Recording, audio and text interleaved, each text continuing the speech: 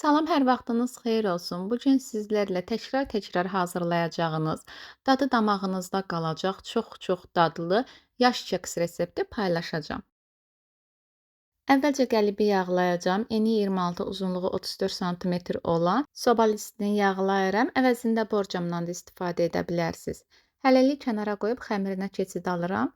Çırpma qabına 4 yumurta və 1 stəkan şəkər tozu, 1 paket vanil əlavə edib mikserin ən yüksək dərəcəsində ağarana qədər qarışdıracağam.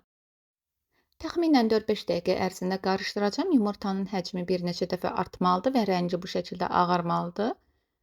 Üzərinə yarım stəkan, yəni 100 qram duru yağ və 1 stəkan süd əlavə edib çırpıcı ilə qarışdıracağam bu dəfə.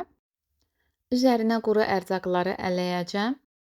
1 stəkan və 1 dolu yemək qaşığı un, 2 dolu yemək qaşığı kakao və 2 paket qabartma tozu əlavə edəcəm. Qabartma tozunu ona görə 2 paket əlavə edirəm ki, göz-göz olmalıdır, süngər kimi olmalıdır keksimiz ki, sosunu özünə yaxşı çəkə bilsin. Və birbaşa kütlənin üzərinə elədim. Çırpıcı ilə içində un topaqları qalmayıb tam bir kütlə halına alana qədər qarışdırıram. Çox duru bir xəmir əldə olunmalıdır, yəni keks xəmirindən də daha duru bir formada olacaq. Duruluğunu da sizə videonu sürətləndirmədən göstərirəm, belə bir şəkildə olacaq. Artıq xəmirimiz hazırdır və gördüyünüz kimi qabartma tozu bir qədər çox olduğuna görə sürətlə xəmir qabarır.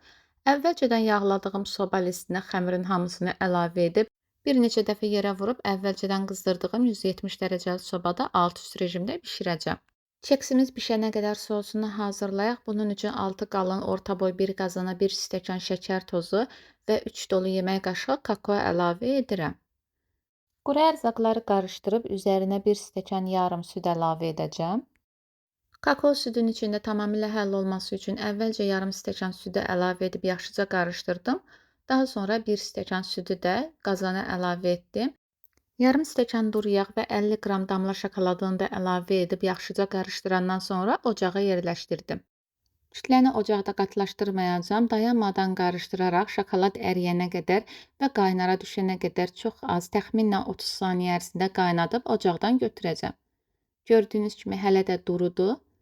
Çox az qaynatdım. Ara bir qarışdırıram ki, ilk istiliyi gedib üzəri qaysaq bağlamasın. Keksim isə çox gözəl şəkildə bişdi. Bişməsini çöp ilə yoxlayarıq. Əgər çöpdə xəmir yoxdursa, sobadan götürmək olar. Gördüyünüz kimi yumşaqdır və çox-çox gözəldir. Süngər kimi də qabarıb. Qabın ölçüsünə asılı olaraq keksi istənilən formada bölə bilərsiniz. Mən enli və uzunluğu 6 sm olmaqla dilimlərə böldüm. Dediyim kimi qəlibinizin formasına asılı olaraq bölmə şəkliniz də dəyişə bilər. Onu deyim ki, keksi qətiyyən soyutmaq olmaz. Sobadan çıxaran kimi dilimləyib çəngəl ilə deşiklər açdım. Bu deşiklər sosun canına daha yaxşı çəkməsi üçün lazımdır. İstərsəniz daha çox deşiklər aça bilərsiniz. Sosum da istidir. İsti olan sosu isti olan keksin üzərinə əlavə etdim. Hər tərəfinə tökmək lazımdır. Çox yuxarıdan tökməyin ki, keksin üst tərəfi qabıqlanıb qopa bilər. Gördüyünüz kimi məndə bir dilimi o şəkildə qopdu. Və bəzi üst hissəsində qabıqlanmalar olur. Bu sizi qorxuzmasın.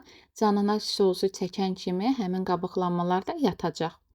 Soyması üçün otaq temperaturunda yarım saat ərzində dincəldəndən sonra üzərinə kakos qırıntıları əlavə etdim. İstərsəniz qoz ləpəsi ilə və ya fıstıqla da əvəz edə bilərsiniz. Bu qədər yaş keksim artıq hazırdır. Çox möhtəşəm alınır. Ağızda əriyir, dadı damaqda qalır.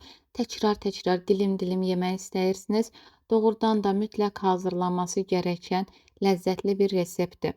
Mütləq hazırlayın. Əminəm ki, çox bəyənəcəksiniz. Əvəz olunmaz dadlarınızdan birinə çevriləcək. Qonaq süfrələrinə də çox yaraşacağına əminliklə deyə bilərəm. Yumşaqlığını da sizə ətraflı göstərəcəm. Sosu axmır, tamamilə canına çəkib. Bu qədər dəyərli izləyicilər, əminəm ki, bu resept sizlər üçün faydalı olacaq. Videonu bəyənməyi, kiçik də olsa rəy yazmağı unutmayın ki, kanalım daim inkişafda olsun və yeni videolarım digər insanların da qarşısına çıxa bilsin. Kanalıma abunə deyilsinizsə, abunə olub zınqrov işarəsini açın ki, qoyduğum videolardan xəbərdar olasınız.